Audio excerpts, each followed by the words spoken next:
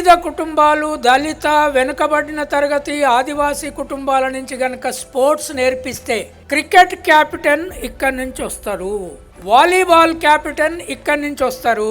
ఏ వెనుకబడిన కుటుంబాలలో పుట్టిన పిల్లలు ఉంటారో వాళ్లకు చదువు వనరు దొరకకపోయినా ఆటలాడే అవకాశం ఇస్తే వాళ్ళు ఈ దేశాన్ని అమెరికా స్పోర్ట్స్ ఫోర్సెస్ను ఓడిస్తారు, చైనా మించిన గోల్డ్ మెడల్స్ తెస్తారు. పుట్టుకతో పోరాటం ప్రకృతితో చేయగలిగే శక్తి ఆటల ట్రైనింగ్ కనుక ఇట్లాంటి చోట ఇస్తే ఈ ప్రపంచాన్ని జయించే శక్తి వస్తుంది.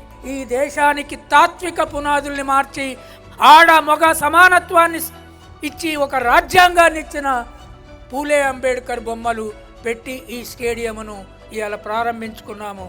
నాకైతే ఇది చూసినందుకు జీవితం ధన్యమైంది.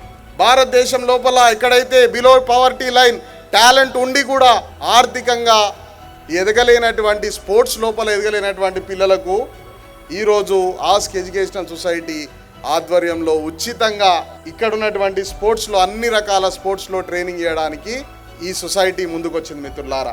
సత్తయ్య గారి ఆలోచనల నుంచి పుట్టుకొచ్చిందే ఈ స్పోర్ట్స్ అకాడమీ మిత్రులారా. 100కు 70% మందికి ఉచితంగా కోచ్లను పెట్టి ట్రైనింగ్ ఇచ్చి ఈ దేశానికి ఒలింపిక్స్ను ఆడడానికి తీసుకెళ్లేటువంటి ప్రయత్నం చేస్తాం మిత్రులారా. చదువు రాకున్నా నేను చూసిన ప్రాక్టికల్గా ఉండేటువంటి మనిషి, ప్రాక్టికల్గా సేవ చేసేటువంటి వ్యక్తి నా తండ్రి సత్తయ్య గారు మిత్రులారా. సత్తయ్య ఐలయ్య గారికి స్థాపించినటువంటి ఈ సంస్థను దేశంలోనే అతిపెద్ద సంస్థగా తీర్చిదిద్దాల్సినటువంటి అవసరం, బాధ్యత మన మీద ఉంది మిత్రులారా. ఏదో ఒక రోజున భరత్ ఈ రాష్ట్రంలో ఒక మినిస్టర్ అవుతాడా అని నేను అనుకుంటున్నాను. ఆ క్వాలిటీస్ ఉన్నాయి. తండ్రి గారేమో చదువుకోకుండా అద్భుతమైనటువంటి ఫలితాలను సాధిస్తున్నాడు, ప్రజలను ఆదుకుంటున్నాడు, మానవతావాదాన్ని ఆచరణలో నిరూపిస్తున్నాడు. ఆయన బాగా చదువుకున్నాడు.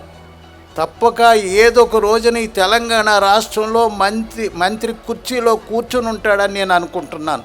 ఇంతమంది వచ్చినందుకు, ఇంతమంది వచ్చి మీరు ఎందుకు వచ్చారంటే మీరు చేస్తున్న కార్యక్రమం ఈ ప్రజలకు ఉపయోగపడేది, రాష్ట్రానికి ఉపయోగపడేది, దేశానికి ఉపయోగపడేది.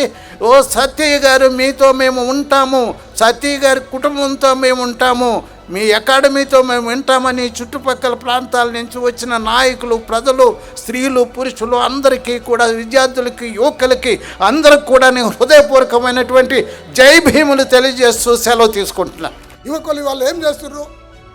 వాళ్ళ శక్తిని అంతా వృధా చేస్తున్నారు, వాళ్ళ మేధాస్తుని అంతా వృధా చేస్తున్నారు. ప్రభుత్వాలు ఏం చేస్తున్నాయి? ప్రభుత్వాలు వాళ్ళు ఓట్లెట్లు దండుకోవాలా, ఓట్లెట్లో ఇది వస్తాయి, ఎట్లా ఇది అప్చేయవచ్చు అని చెప్పి ప్రభుత్వాలు అటువైపు పనిచేస్తున్నాయి. ఈ పరిస్థితులలో యువకులను మనం తయారు చేయాలి, ప్రేమను వంచాలి, అభిమానాన్ని వంచాలి, ఆదర్శాన్ని వంచాలి. ఈ యొక్క కార్యక్రమాన్ని ఆస్క్ ఎడ్యుకేషన్ సొసైటీ చేస్తుంది. దీన్ని ఇంటర్నేషనల్, నేషనల్ లెవెల్లో ఇది ఆర్గనైజేషన్ చేసి ఇది పెద్ద ఉద్యమం లేక తీసుకుపోయి అనేక మంది యువకులను తయారు చేయడానికే ముందుకొచ్చి అది చేస్తాం. ఈ ఇన్స్టిట్యూట్ కూడా, ఈ యొక్క ఫోర్స్ కూడా బ్రహ్మాండమైనటువంటి రిజల్ట్ తీసుకొచ్చి చూపించుతాం.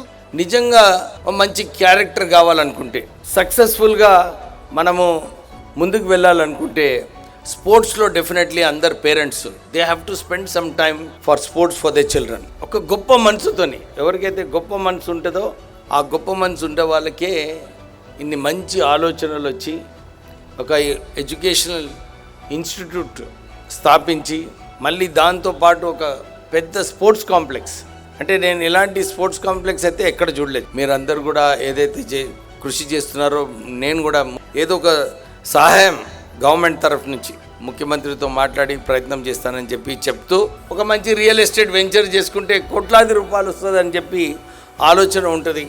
కానీ సత్తయ్య గారు బీద ప్రజలకు కూడా 70% ఫ్రీ ఇస్తున్నారంటే రియలీ అప్రిషియబుల్ గెస్చర్ మీ తరఫున, మీ కుటుంబ తరఫున. So continue, all the very best to you and your family.